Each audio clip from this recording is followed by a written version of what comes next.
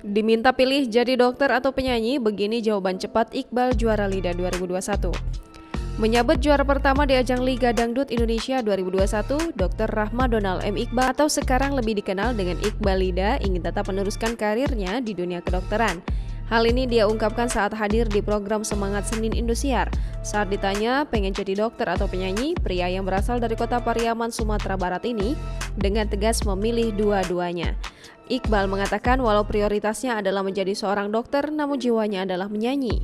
Pria pemilik akun Instagram @lida2021_Dr. Iqbal ini mengungkapkan akan tetap menjalankan praktek sebagai seorang dokter dan tetap berkarya sebagai seorang penyanyi.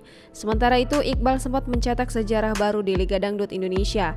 Profesinya sebagai dokter muda tak menghentikan langkah Iqbal untuk meraih mimpinya menjadi penyanyi dangdut terkenal.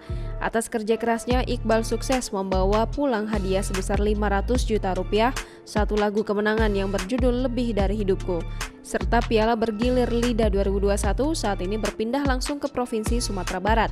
Iqbal juga mengatakan akan terus memberikan yang terbaik khususnya untuk kedua orang tua dan orang-orang yang selama ini mendukung dirinya. Jangan lupa subscribe, share, komen, dan like ya!